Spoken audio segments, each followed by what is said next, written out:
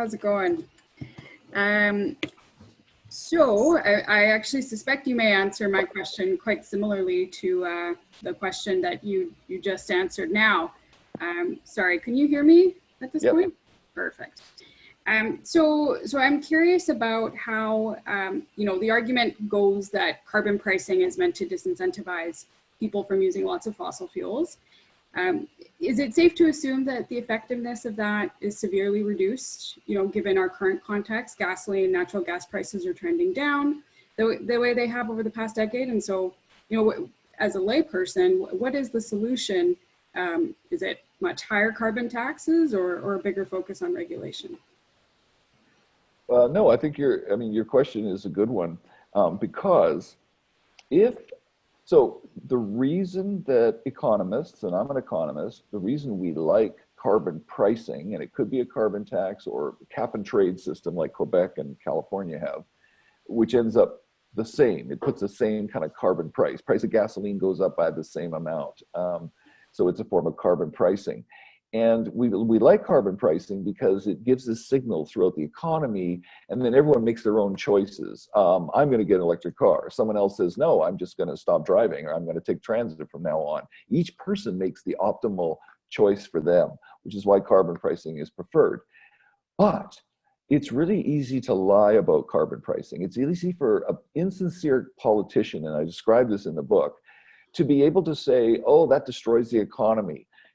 There's more efficient ways to do this. I'll do it more efficient ways. Elect me, I'll get rid of the carbon price, and I'll do it a different way. And a more efficient way that saves your economy. And the other way to do it is, the only other way to do it is with regulations, as you just said at the end of your question. Now there's a couple of things there. One, I do a lot of work in this area, and you can actually design regulations so that they're not that bad compared to carbon pricing. Like, they're a little less efficient, but they're not so bad. And a lot of leading jurisdictions are doing that, whether it's Sweden or California, a lot of them, and British Columbia, and now our federal government. And so you can use regulations.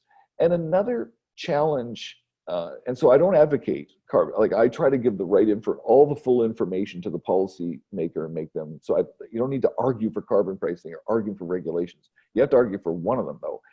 And the challenge that you got at with carbon pricing is that you're kind of chasing your tail. Like, even if it wasn't this short-term thing of COVID and we shut down and then the oil price collapsed, in my book I explained even this was a nice gradual longer-term thing where we were phasing out oil with a carbon price.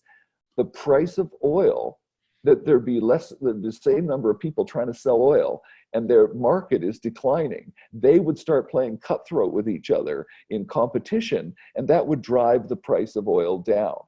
And I even published a paper on this in the journal Climatic Change or Climatic Policy a couple of years ago, showing that if humanity got on the right trajectory to stay within 2 degrees Celsius temperature increase, then the price of oil would start to get really low in about 10, 15, 20, 25 years.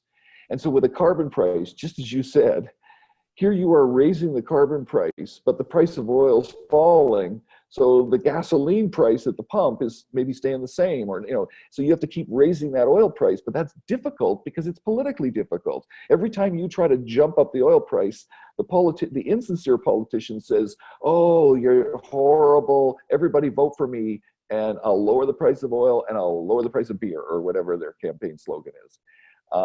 And so I think what you said is very wise, and therefore there may be times when you end up saying, I think I'll go with regulation. And so while even looking at the federal government, and we talk about, oh, they've done a carbon price, their coal plant phase out, well, let's just go with Alberta. Rachel Notley put in a carbon price. Our analysis showed that it would only do a tiny percentage of the emission reductions compared to her regulation to phase out coal plants, her regulation proposed for methane regs, and her tightening of the regulation on industry, the emissions intensive industries, those things. And yet she paid a very big political price for just this tiny increase in a carbon price that would have had almost no effect on the price of gasoline. So these are the kind of political trade-offs. I think your question's really dead on that sense. Great, thank you.